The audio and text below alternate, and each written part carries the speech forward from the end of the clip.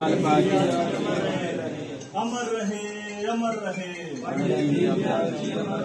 अमर रहे अमर रहे अमर रहे अमर रहे।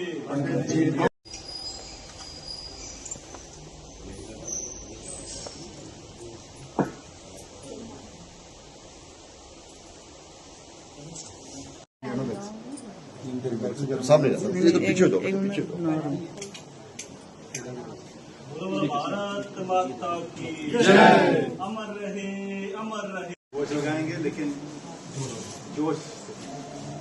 भारत माता की जय।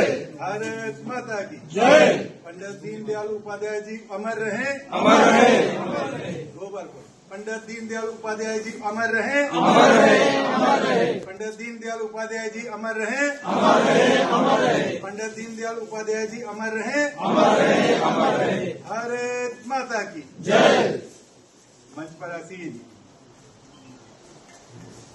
इस जिला के माननीय अध्यक्ष और पूर्व विधायक भाई नीलम लंगे जी,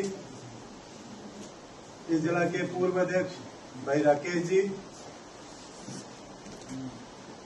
इस जिला के दोनों महामंत्री भाई गुरदीप जी, खजूर सिंह जी, से डीडीसी बहन रेणुका जी, उखराल से हमारे जो डीडीसी और उपाध्यक्ष भाई बलबीर जी, जिला में उपाध्यक्ष अंचल जी, मदन जी, हमारे एसटी मोर्चा और मिनियाटी मोर्चा में भी रहे अपने गुलजार जी, आजकल नया दायित्व क्या है, राकेश जी, इधर अमर सिंह जी, जहां के मंडल अध्यक्ष, जिला की पूरी टीम, मैं आप सबका हार्दिक धन्यवादी हूं कि आपने पुनः इस जिला का प्रभारी बनने पर बड़ा जोरदार स्वागत किया, उसके लिए हार्दिक धन्यवाद। सरकार आई तो उन्होंने अंत्योदय शुरू किया और अंत्योदय के माध्यम से अनेक लोगों को राशन दिया, जबकि हम देखते हैं कि कांग्रेस की सरकार रही, वो दुहाई देते रहे शुरू से। हम छोटे छोटे से सुनते थे कि क्या देंगे, रोटी कपड़ा और मकान, क्या देंगे, रोटी कपड़ा और मकान, रोटी कपड़ा और मकान। और उसके बाद दूसरी बात थी आश्वासन, कि हम आश्वासन देते हैं कि ये करेंगे। वो ना कभी आश्वासन पूरे हुए, ना रोटी कपड़ा मकान मिला। कपड़ा उन दिनों हमारे जो बुजुर्ग पहनते थे, हम देखते थे कि हमारी माताएं बहनें जो बुजुर्ग, आपने भी देखा होगा, जो बड़े उम्र के हैं, तो उनके अगर पैंट फट जाती थी उसको टाकियां होती थी, आज पैचेस लगाए होते। आज पैचेस वाला कपड़ा जो है लोग बड़ा महंगा खरीदते हैं, उस समय पैचेस गुर्बत के कारण लगते, कपड़ा नहीं दे सके, रोटी भी नहीं दे सके लोग, खाने को मजबूर, कई जगह लोगों ने आत्महत्या कर दी। मोदी जी जो आज 81 करोड़ लोगों को फ्री राशन जो दे रहे हैं, जहां तक मोदी मकान जिसको प्रधानमंत्री आवास योजना के तहत कहते हैं, बहुत ऋणी हैं और उनको इसके लिए प्रणाम भी करते हैं। उन्होंने हमें पंच निष्ठाएं बताई कि एक राजनीतिक व्यक्ति को पंच निष्ठाएं क्या चाहिए और किस लिए हम राजनीति में आए हैं। हम कोई स्वार्थ साधने यहाँ राजनीति में नहीं आए। ये राजनीतिक दल एक तपस्वी लोगों का दल है, जो लोगों को, यानी उन्होंने एक कबीर जी का लिखा हुआ दोहा भी बोला था, नदी कभी ना क्या, वृक्ष कबू ना फल बखे, नदी ना सींचे नीर, परमारथ के कारण है साधु जरा शरीर। बोलते वैसा साधु रूपी जो राजनेता चाहिए कि जिस प्रकार नदी अपना पानी नहीं पीती, वृक्ष अपने फल नहीं खाते, वो दूसरों को लाभ पहुंचाते हैं, वैसा ही व्यक्ति राजनीति में चाहिए कि जो व्यक्ति दूसरों को जो लाभ पहुंचा सके, इस प्रकार का जो काम है वो करने वाला व्यक्ति चाहिए।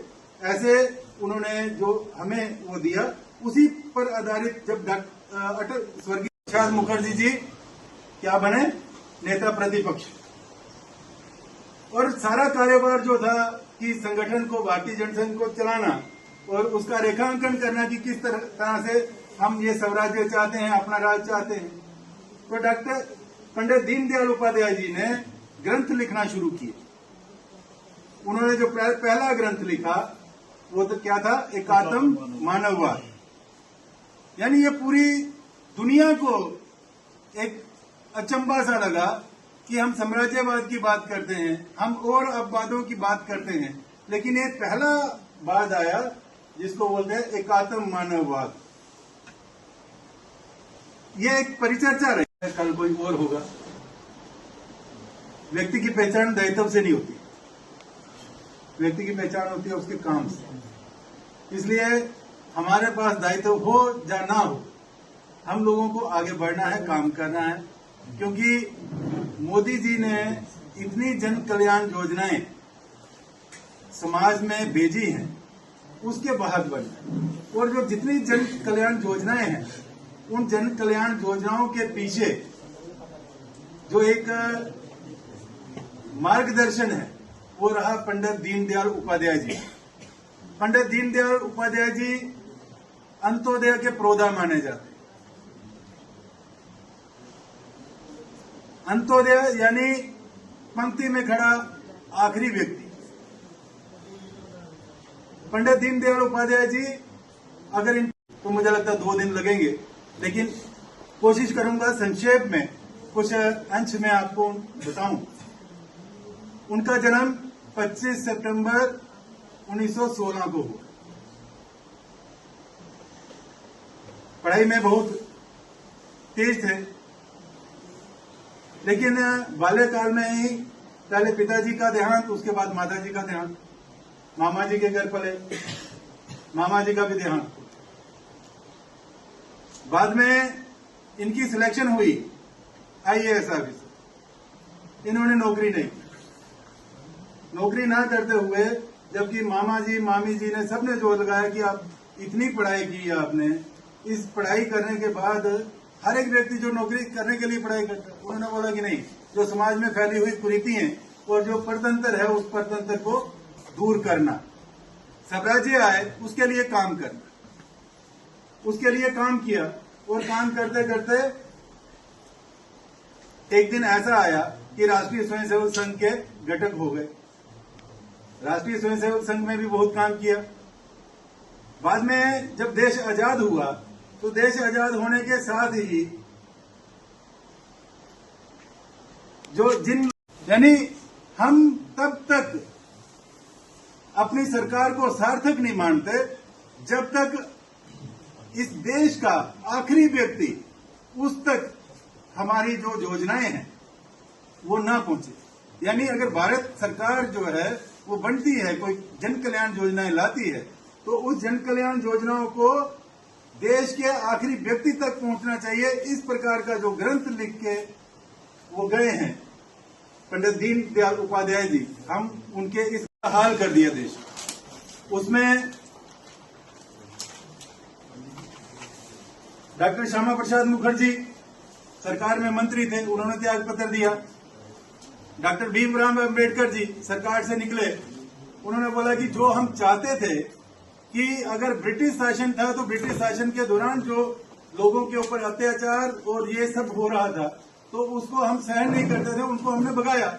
लेकिन अब तो अपनी सरकार है, तो अपनी सरकार के रहते भी इस प्रकार का यहाँ पर अत्याचार ये सहन नहीं किया जाएगा। तो दोनों ने रिजाइन किया और डॉक्टर श्यामा प्रसाद मुखर्जी हमारे राष्ट्रीय स्वयंसेवक संघ के परम पूजनीय द्वितीय सदस्य